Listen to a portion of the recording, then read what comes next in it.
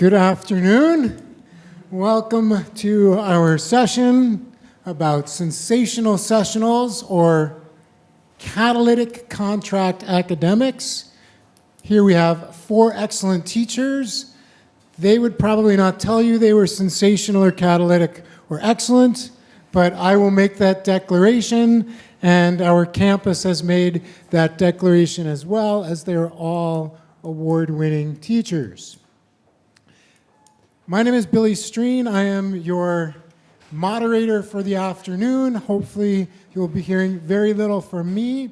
And the format is really to invite you to witness, and to the extent the time allows, to engage with our 4 excellent teachers. We have a few questions that I'll pose to them for discussion, and we have some plans for them to have final words for about our last 10 minutes. For those who just arrived, you missed out on the opportunity to see a wonderful video of Steve Martin as Inspector Clouseau trying to pronounce, "I want to buy a hamburger." Now, there's many pedagogical lessons that could be taken from that video, including a very persistent, although not very competent student, but you'll understand where this arrived from was my trying to pronounce correctly one of our presenters, not hamburger, but Anne Boerger. Yeah. So if Anne Boerger from history from Campus Saint-Jean, Yoram Apelblat from chemistry, Joanna Auger from physical education and recreation, and Robyn Fowler from English and film studies. As you all know, these individuals could be described as sessionals or contract academics and have some particular challenges and opportunities. From my perspective, more than anything else, they're excellent teachers and they have great ideas to share that we can all learn from. Now, as I said, they might not describe themselves as excellent. And in good Canadian humble fashion, we often don't talk about things like, "Let me tell you why I'm excellent." So I pose the question slightly differently. What would your students tell me about what makes you excellent? Okay, who wants to start? That's me, I guess, because I asked the question. Can everyone hear me all right? Yes? So I'll start because everyone was looking at me to begin with. I think one of the ways my students would describe me as an excellent teacher, or one of the reasons, is because I build relationships. And I think that most of my teaching is based on building relationships. And in a really large class, that's not always feasible. But nonetheless, I still try to build relationships through teaching. And I think building relationships allows me to show more vulnerability while I'm teaching, which means I might tell different stories that I wouldn't normally tell. I might ask certain questions. I might share moments of discomfort that I wouldn't normally share if I didn't have a bit of a relationship built. And I hope that encourages my students to do the same thing back. So that's one thing that I thought about when that question was posed. Me, I would say that, and now after that I can really have the accent that I want to have and not to worry about that. I teach in French, but I will speak English here. I would say that my student would say also something fairly similar, is that I care. And because I care, I take a lot of time for them to help them to move whenever they need to go, from whenever they are. And also maybe because I care, I try a lot. And if I had to say why myself I'm an excellent teacher, the answer would be because I'm not excellent at all. And because I'm not excellent, I have to keep trying and work at getting better. And maybe it's those efforts that eventually show that I care. Not only about the student, but about doing a good job, and has some benefits to them as well. Okay, well, I would agree that I wouldn't describe myself as an excellent teacher, but that I would say I'm an inveterate seeker of good teaching. And I think perhaps my students might recognize my undeniable presence in the room. I try to be very, very present for students, and indefatigably so. Even when there are things going on in my life outside, I really try to put that aside and be really honestly there in the moment, and that will help me build connection and build those relationships so that I can be spontaneous, say, or vulnerable perhaps.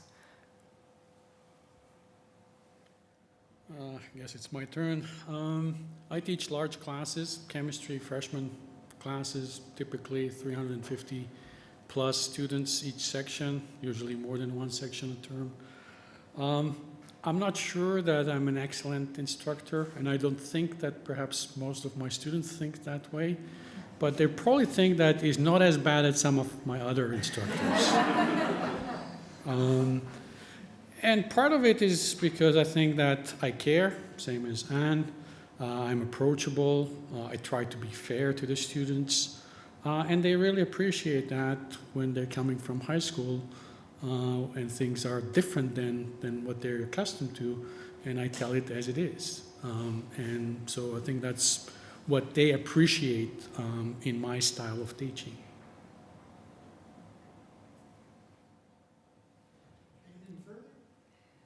I was just going to add that in some ways, being very present in a class makes students a little uncomfortable because they can't hide.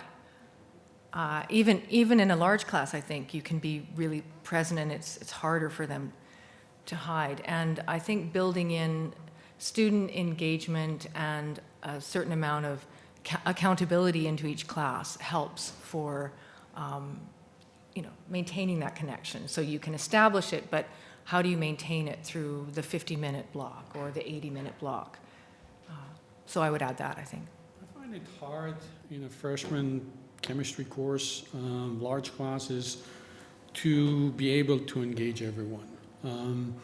And I think that engagement is also part of how students learn and sort of improve from or change their learning habits from high school.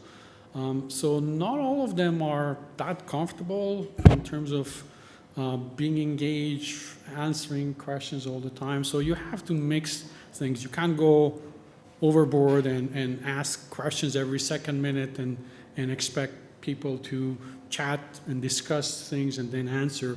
Certainly not in my experience in first year course that is a large class. Maybe in higher classes, smaller population, yes, but there should be a balance. I think that trying to engage all out the student is not always the best approach in freshman large classes. That would be my take. Billy, Alex, I guess we're going to audience participation. And I think I want to jump on something that Yoram just said. So I'm also from chemistry, so I know Yoram very well. And I think one of the things he said is that I think what makes Yoram an excellent teacher is that he is a great bridge from high school to the university experience. That's one of the things we really appreciate in our department. I think many other departments, I think he's probably taught about 30% of the campus at some point in their career.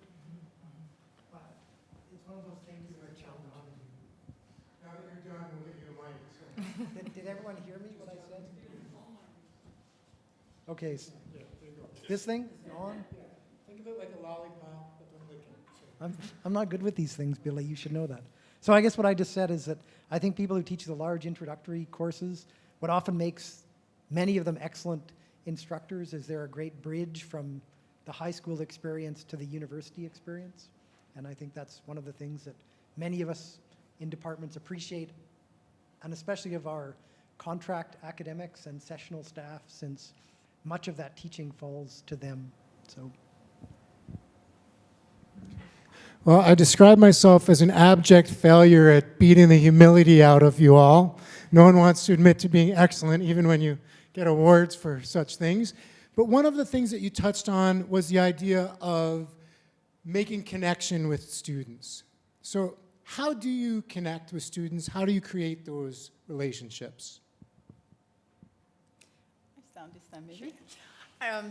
Of course, at Campus Saint-Jean, I must say that it's a very perfect setting for connections. And I start my first classes, the first class of the term is a class for the first time many of the students are sitting in a university setting, in a classroom. And so I see those faces who are a little intimidated, a little lost, and I know that a percentage of those students are going to see them in all my courses probably. And then 4 years later, they will be very different people. And I would have had the opportunity to help them and to see them mature intellectually and also on a personal level.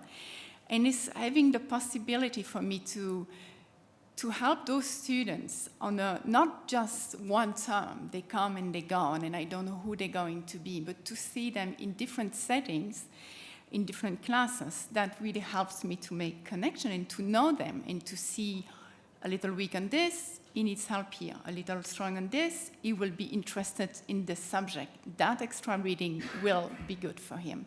And so that's possible because we have small classes in a small campus. Also, I want to add something a little similar because I teach history. It's not even a department. It's just, it's just me basically. It's a little excessive.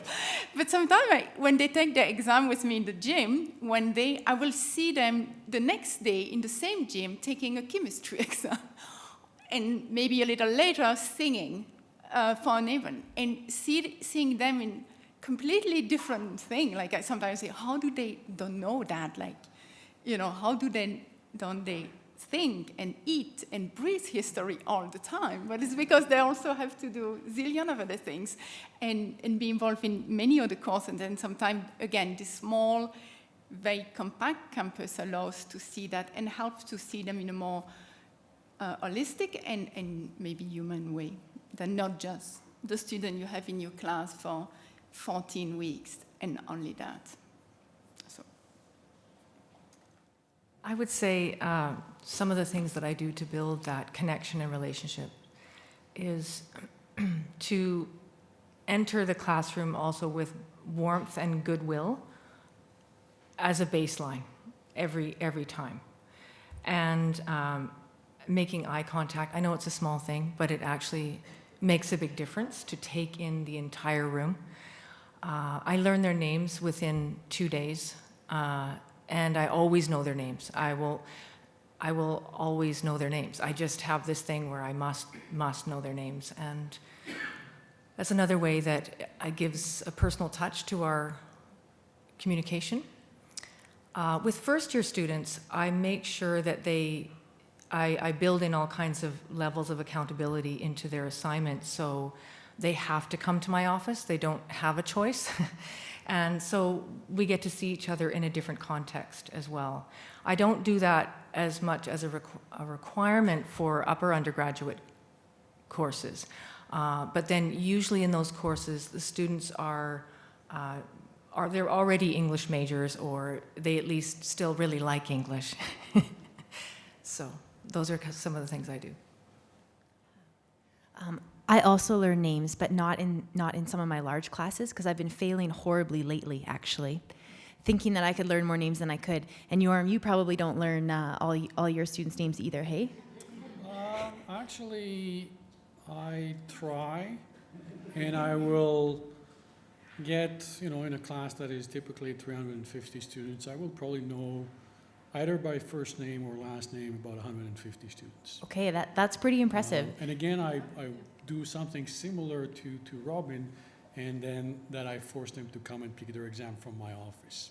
Yeah. And before that, I know where they sat during the exam because we get a class list. So I will surprise a few people saying, hey, Robyn, here's your exam, and oh my God, how do you know that? So yes, you try to be approachable and learn names, smile. Yeah. So Some semesters I've been better than others, but this semester, for some reason, I just feel like I'm failing on the name front a little bit. But one thing that helps me build connections, so I'm from the Faculty of Physical Education and Recreation, and my specialty area is adapted physical activity. So a lot of my teaching, it's working with my students to help them understand how to work with folks with disabilities in different exercise and activity settings. And one thing that I try to do is provide them with connections to the community as well. So that's one way I can connect with them, is showing them lots of the different opportunities or ways they can also connect in the community. So I feel like in a way I model some of my connections in the community, but also then help them to make their university experience somewhat smaller. I at least encourage them to do something on campus that makes their experience somewhat smaller, because I find that so many of them get lost in kind of how big the university is. So that's one thing I've been thinking about lately. Well, I think that there is, for me, no one way. It's really a constant effort of small steps that you're doing, small things that you need to do, and you want to do it all the time, not just, at the beginning of the year or towards the end when the evaluations are coming. You want to do it Online the entire. You want to do it the entire term. As I said, you're trying to make yourself approachable. You learn names. You smile, and you also need to realize that it may work with some of your students. You're hoping that it works with many of your students, but there will be some that it will not work with. I remember it wasn't me, okay, but about 7-8 years ago, one of my colleagues decided that he's going to ask, anyone who asks a question, he will say, please tell us your name so that it's more, collegial. And so the first person that he asked, can you tell me your name? And he says, none of your business. And so that sometimes whatever you try, it will not work. And my approach is that, and it's also in the teaching, I'm teaching to the middle 80%. The top 10% really don't need you in order to pass the course. The bottom 10, no matter how much you put in effort, will probably not pass the course or will struggle regardless of this course or any other course.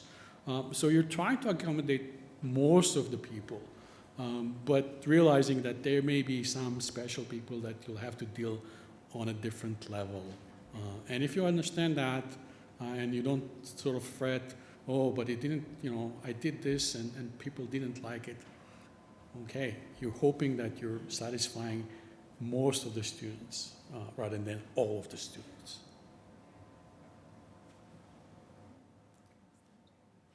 Do you not ask names now if people contribute in class, or? No, but I do ask them when they come to my office and ask questions. I will usually ask their name. And if they ask in class, often I will repeat the question because they don't have the microphone like here. I do have the microphone, so I heard their question. I will say, Joe has asked this question, and it's a good question, and you're trying to praise that question, that person, and I think that, again, students appreciate the fact that you've started to learn the names of some of the students, even though it's a 350-plus classroom. So I think, as I said, I'm trying to make myself approachable so that there is some intimidation factor coming from high school, 30 to 50 students in a classroom, and now in CCs or in Torrey lecture theaters, 400, 500 is, I think, the maximum, 502 students in the CCs, the biggest theater. It's intimidating, for sure. And so you're trying to sort of dispel their fears and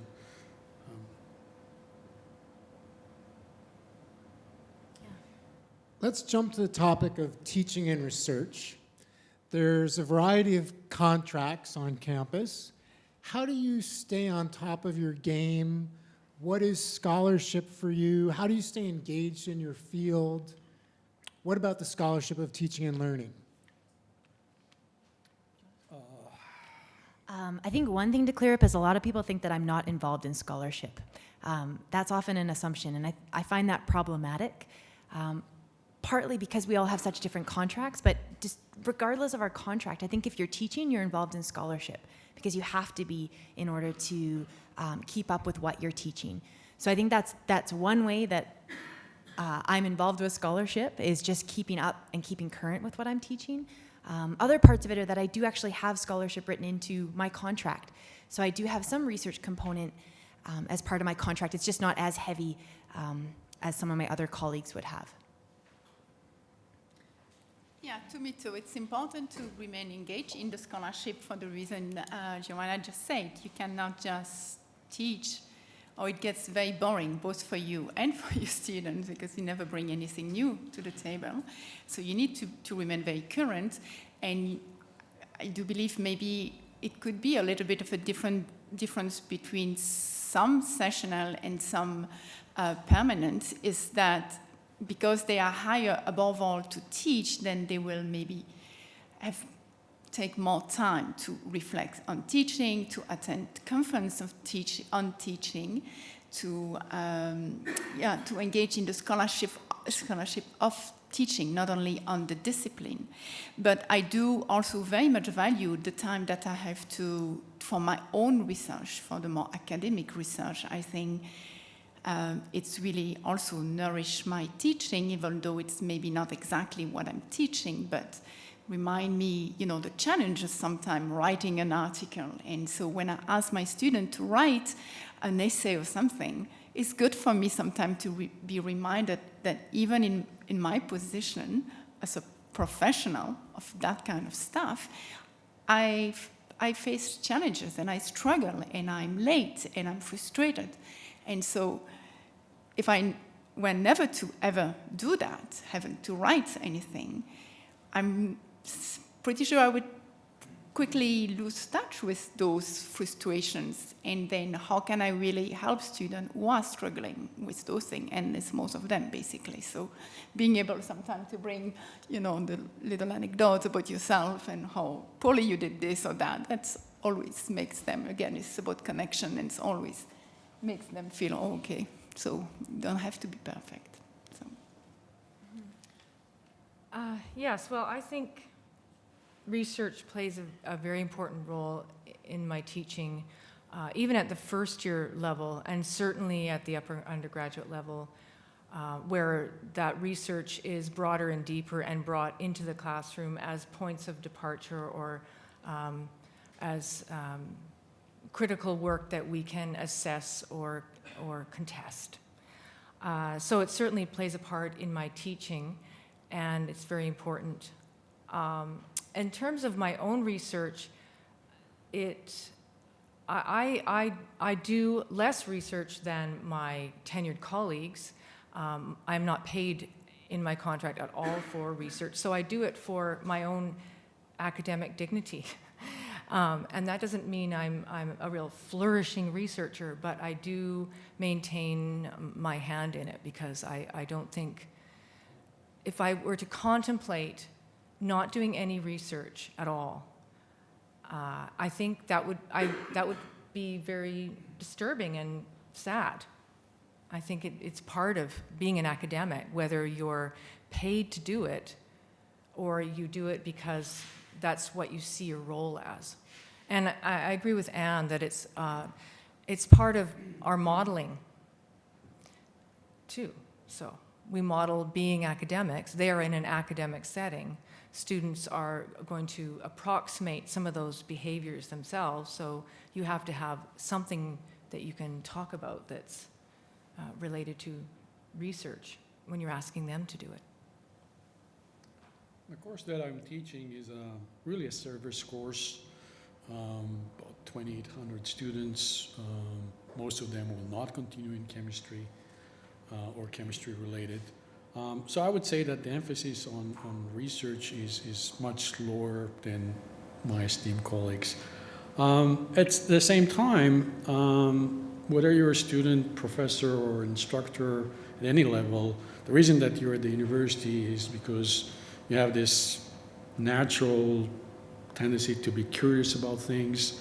and learn. And so you're trying to supplement your knowledge with things that can improve your own knowledge and also benefit your students. So I try to, whenever there are things in the news that relate to chemistry, I'll try and see whether I can tie it to my lectures and research that so that, I won't come and suddenly someone will ask a question. I mean, the biggest fear is someone asking questions and you don't know the answers, right? So you're trying to research that topic beforehand and anticipate. But there is no research component, certainly not that we're paid for, that relates to chemistry per se. I am exploring at times research in terms of methodology of teaching, but not related to my field of training, chemistry.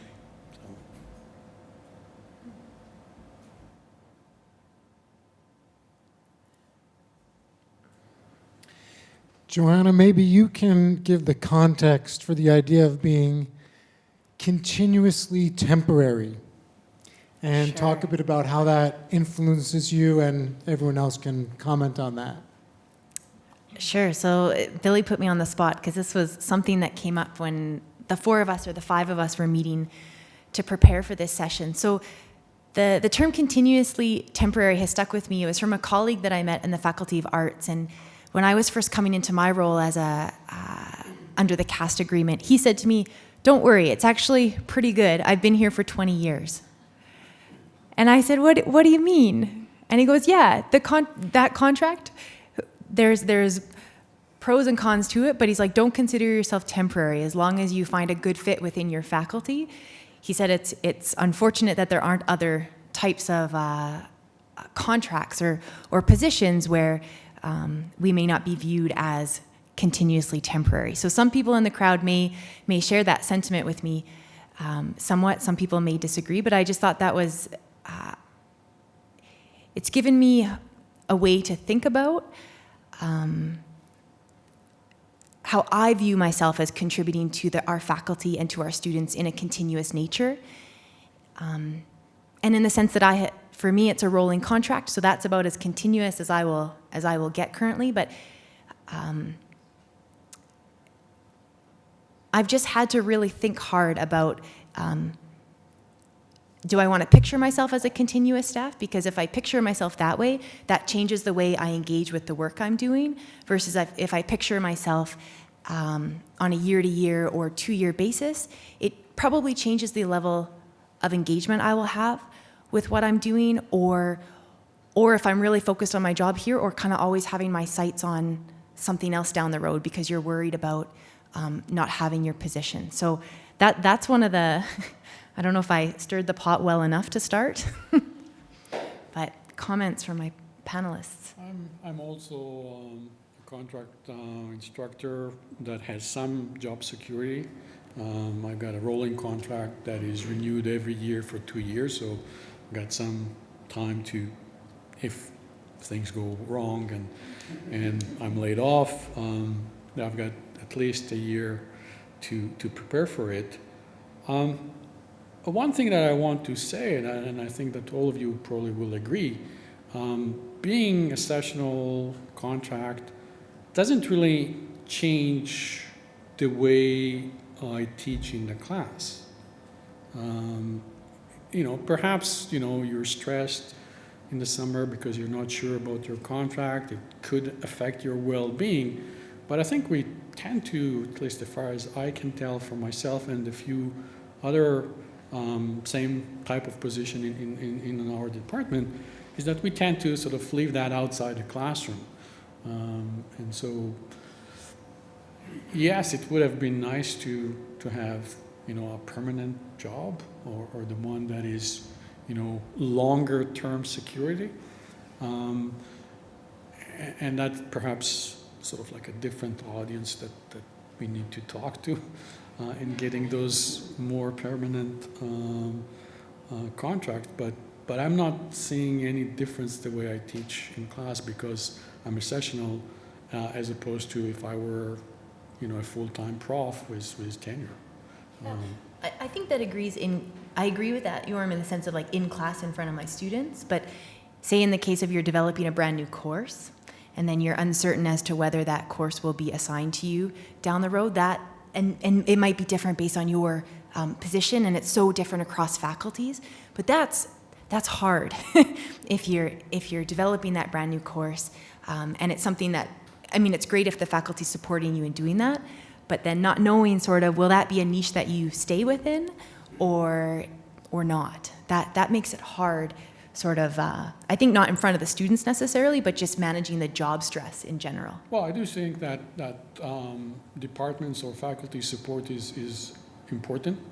Certainly, at least in our department, there were changes since I started. I started in 2000, so 15 years roughly. And the current, department chair and everyone else, I think, is way more supportive in my current position than they were, 10, 15 years ago. So things do evaluate. Part of it is because with increased number of students, the alternative would be perhaps for faculty members to teach these huge classes, and so they would prefer us to do it. But also realizing that we're actually doing, I think, overall a good job, and the students, our clients, are happy. And so, and they realize that if it's just said, Yoram, do this, and they don't give you any support, probably you don't get good results. You need some support, whether it's just mental, but also in terms of things, computer, printer, small things that are not necessarily obvious. But I think that it's critical for doing a good job, where if you're, say, a tenure member of the faculty, you may rely on your own resources rather than on the departments. Okay, I'll weigh in here. So continuously temporary. In some ways, it's somewhat demoralizing being continuously temporary. In other ways, it's quite freeing, in the sense that I'm not required to teach any certain amount per term. If I decide I want to be part-time, I can be. That's a choice. So I have that flexibility, and that's a really nice thing. Applying for a job every year is a little hard, although I do believe in accountability for what I do. I believe I should be accountable, and I shouldn't just get a job unless it's a rolling contract. And I'm on 8-month contracts, so it's a little bit different than some of you. I would say that, yeah, I would agree that I leave that idea of me being a temporary employee at the door when it comes to teaching. It does not factor in at all when I'm in the classroom. It just can't. But in terms of, I agree that my engagement, I have to be engaged with not just my classroom, but with my department and with the wider university. That's just me. I just have to, even though that's not part of my contract. I think I see it as part of my role, that kind of wider engagement. And I think it helps feeling that I can contribute beyond the classroom. And it helps that feeling of being a bit at sea or, demoralized for not being tenured. Okay. Yeah, I don't know exactly what to add. It's a complex question, and Yeah.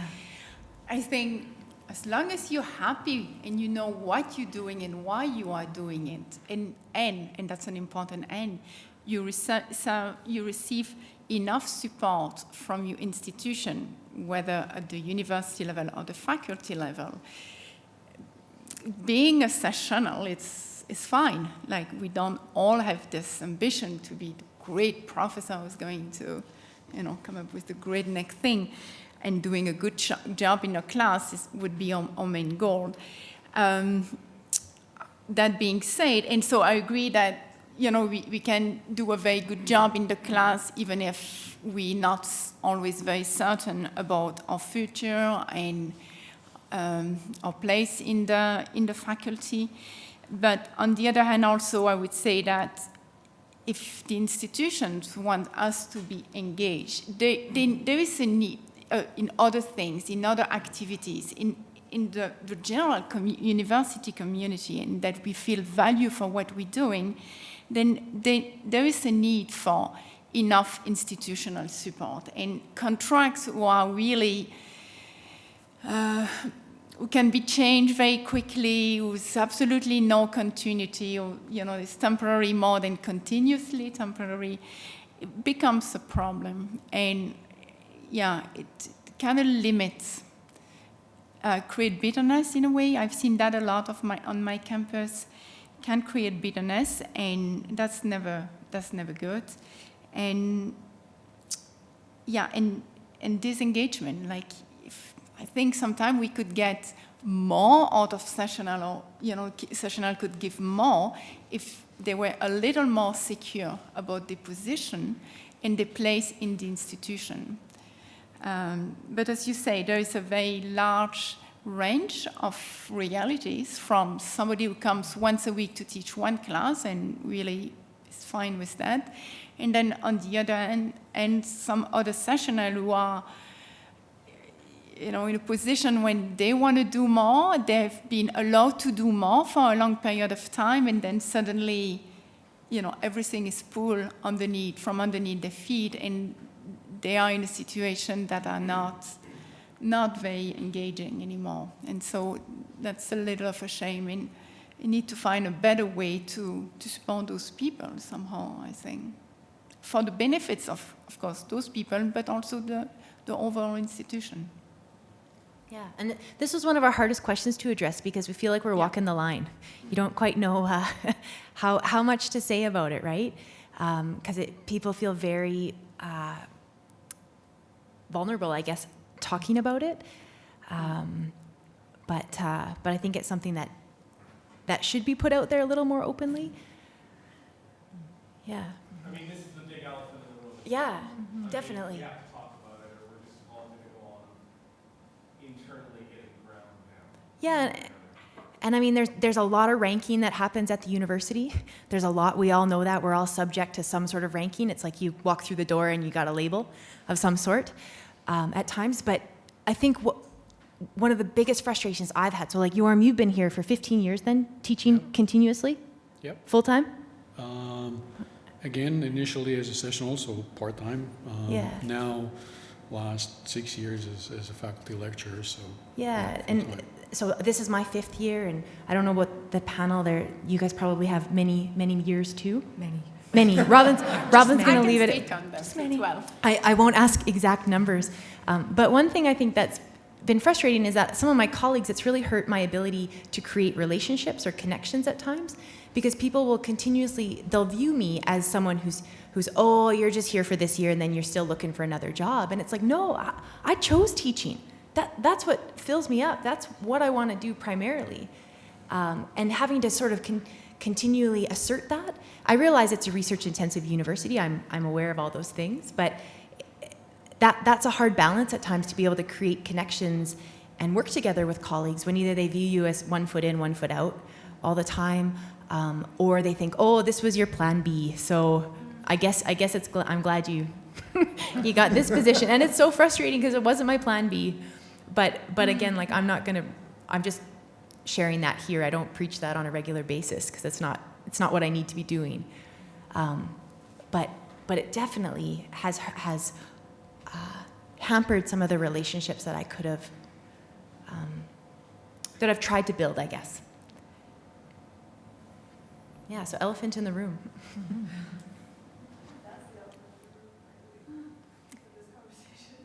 Yeah, I don't know. Am I in trouble for with being on videotape? People don't feel comfortable speaking. Yeah. What's our take on that? What happens in 2-420 doesn't necessarily stay. And we have, yes. Shall we shut off the camera for a few minutes? I see a lot of nods. Is that? We'd actually probably be comfortable too if it was. Yeah, we would. We'll take a brief interlude from taping, perhaps. But then other people have very little. So it just kind of depends on where you come from on campus. But I don't know, we're kind of getting off topic here. I don't know what Billy wants So to do. here's your question that gives each of you an opportunity to take up to a couple of minutes. And we'll start with Yoram and go across. Can I ask a And- quick question first? Can we start the Cameras recording? on. Cameras on. We're rolling. Thank you. We have 8 minutes left before we have to tear out and leave. Yes. So that gives you up to 2 minutes. You know, if you each do a minute and I give 48. Okay. So starting with Yoram and going across. Oh, there you go. Here's your question. How has the institution supported you, and what would be on your wish list? Well, again, it sort of starts with the chair, and again, you get the feedback. You're doing a good job, not so good job, poor job. Most of the time, it was, as I said, good job. You know, my first year, it was the exception, I guess, starting teaching. And again, I taught 1 year before that at Concordia University College, but you know, going from 80, 100 student class to larger classes needed a change in the approach. So you do need a support from your department.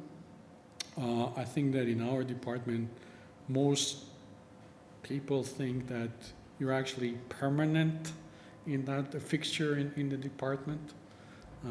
Some are aware that you're a contract person, but the interactions that I had were always supportive, even from experience and long-term faculty, tenured members. So I think that the first thing that you want is to have support from your faculty, or your department. From both, it's even better, rather than having to sort of fight for every year, for your position. So that would be my number one. Really support from the department, from the chair. What my faculty has done to support me, they've encouraged me to take on different roles. So things like developing brand new courses within my area of specialization and working with colleagues to develop those courses. That's been a huge bonus. I'm involved on graduate student committees, so that for me is a way to engage in scholarship. And also the teaching award nomination, I felt very much supported at that. that was another way that I very much felt supported by the faculty. For wish lists, I guess something that might be really useful, if this could ever exist, would be a professional development budget for teaching, in the sense that we always we apply to it to our faculty every year, and then funds get allocated as need be. But I just think about if I'm teaching up to 6 courses a year, having some having some flexible money available to put it where it needs to go at the time might be easier than always knowing 4 months ahead of time exactly where I'm going to need the money for teaching. So that'd be one way to be supported. Yeah, me too. Like you, Yoram, I feel that if I have been a successful sessional, it's because I have had the support from my campus, from my colleagues. I never felt like a second-class person on my campus, citizen or professor, and so that's huge. That explains, a lot why I remained there and why I kept working hard there. So that's very important. I think they did the best they could do for the longest time for sessional. Things are changing, unfortunately, or have changed, and that, of course, then shows maybe then some limitation of what can be done and how long, how contingent that can be. You know, if things are good, then yes, you are supported. When things get tougher, budget-wise, then the first one to go, and not always in a very nice way, the sessional. And so framing the status of the sessional in a way that will guarantee them, give them enough stability to allow them to, and support to allow them to make the best job they can, would be what is on my job list. Our campus had a classification of sessional, and that kind of help to know where you are and what is expected from you and what can you count on for support. And so I would like to see that a little more formal across the campus, across the university. So in terms of the position itself and how it's defined in the broader institution, I would say that there's very little support and recognition. In some more granular sense across the institution, there is support. Like, for example, with I've had opportunities to be recognized and to also contribute to teaching and learning on campus through CTL and other bodies like that. So that has been very supportive. But the position itself as a contract across the board in the broader university, I think there's very little understanding or recognition of what this job is. Anyway, but in my own department, I would say I am quite well supported and understood and appreciated, and that's been really good. And there are levels of visibility in our department that are improving and increasing over time. So I think it's getting better over time as opposed to getting worse at the level of the department. And in terms of a wish list, well, I think some across the board institutional job security for long-term contract academics. That has to come somehow, some way, even though our contracts are all very, very different across the campus. There has to be some common denominators for us, something that we can rely upon to say, well, I will have a job next year. That's what a thought. Awesome. Thanks very much to each of you. Thank you for taking your time and spending the hour with us. Thank you to the Center for Teaching and Learning. Did you have something? I just one comment. I wonder if Bob wanted to mention if it's opportune to mention the TD professional development grants just in case. I was thinking about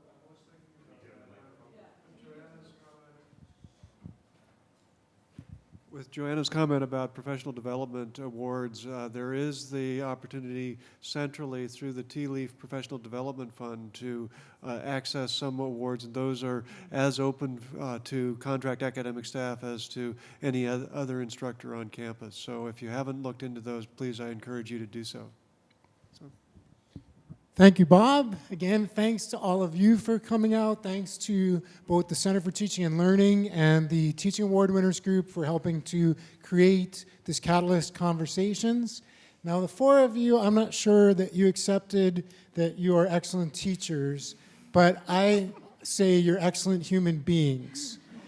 And you model that people don't really care what you know until they know that you care. And I know that you care. So thank you for sharing your ideas and your experiences. Let's all acknowledge our panel.